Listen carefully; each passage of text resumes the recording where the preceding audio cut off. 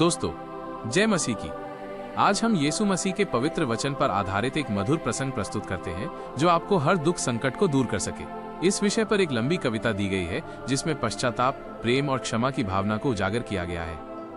चलिए शुरू करते हैं, लेकिन इससे पहले कृपया आप हमारे YouTube चैनल को सब्सक्राइब करें। धन्यवाद। जय यीशु।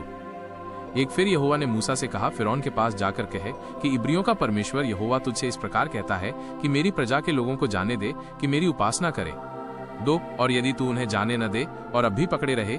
3 तो सुन, तेरे जो घोड़े, गधे, ऊंट, गाय, बैल, भेड़, बकरी आदि पशु मैदान में हैं, उन पर यहोवा का हाथ ऐसा पड़ेगा कि बहुत भारी मरी होगी। 4 और यहोवा इसराइलियों के पशुओं में और मिस्रियों के पशुओं में ऐसा अंतर करेगा कि जो इसराइलियों के हैं उनमें से कोई भी न मरेगा। 5 फिर यहोवा ने ये कहकर एक समय ठहराया कि मैं ये काम इस देश में कल करूंगा।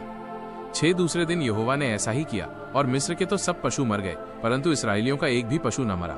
7 और फिरौन ने लोगों को भेजा, पर इसराइलियों के पशुओं में से एक भी नहीं मरा था। तो अभी फिरौन का मन सुन्न हो गया और उसने उन लोगों को जाने न दिया। 8 फिर यहोवा ने मूसा और हारून से कहा कि तुम दोनों भट्टी में से एक एक मुट्ठी राख ले लो और मूसा उसे फिरौन के सामने आकाश की ओर उड़ा दे। 9 तब वो सूक्ष्म धूल होकर सारे मिस्र देश में मनुष्यों और पशुओं दोनों पर फफोले और फोड़े बन जाएगी। 10 वे भट्टी में की राख लेकर फिरौन के सामने खड़े हुए और मूसा ने उसे आकाश की ओर उड़ा दिया और वो मनुष्यों और पशुओं दोनों पर फफोले और फोड़े बन गई।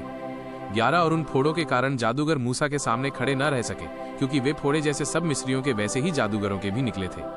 12 तब यहोवा ने फिरौन के मन को कठोर कर दिया और जैसा यहोवा ने मूसा से कहा था उसने उसकी न सुनी।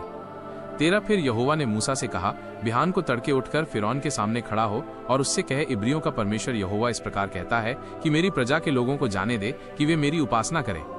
14 नहीं तो अब की बार मैं तुझ पर और तेरे कर्मचारियों और तेरी प्रजा पर सब प्रकार की विपत्तियां डालूंगा, जिससे तू जान ले कि सारी पृथ्वी पर मेरे तुल्य कोई दूसरा नहीं है।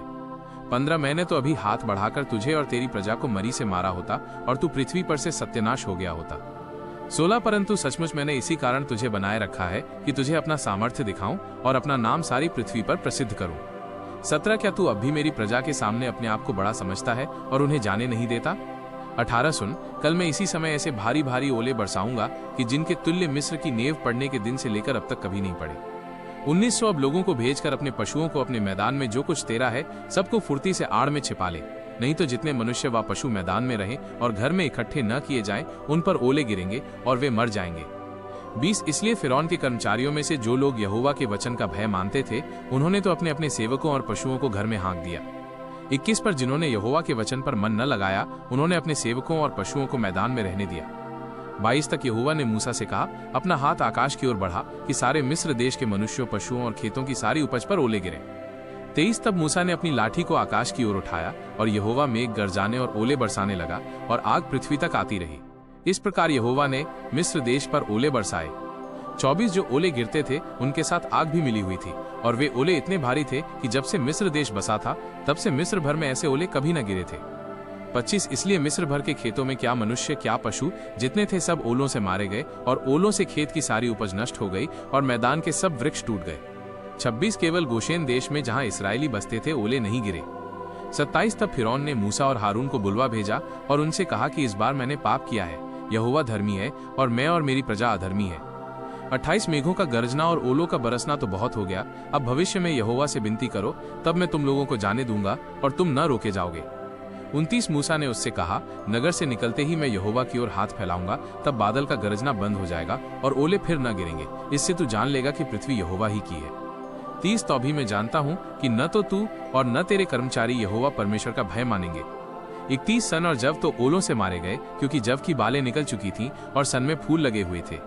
32 पर गेहूं और कठिया गेहूं जो बढ़े न थे, इस कारण वे मारे न गए। 33 जब मूसा ने फिरौन के पास से नगर के बाहर निकलकर यहोवा की ओर हाथ फैलाए, तब बादल का गरजना और ओलों का बरसना बंद हुआ और फिर बहुत मेघ भूमि पर न पड़ा। 34 ये देखकर कि मेघ और ओलों और बादल का गरजना बंद हो गया, फिरौन ने अपने कर्मचारियों समेत फिर अपने मन को कठोर करके पाप किया। 35 और फिरौन का मन हठीला होता गया और उसने इसराइलियों को जाने न दिया, जैसा कि यहोवा ने मूसा के द्वारा कहलवाया था। अगर आपको ये अनमोल वचन अच्छा लगा तो आप हमारे YouTube चैनल को लाइक, शेयर और सब्सक्राइब जरूर करें। धन्यवाद। जय यीशु।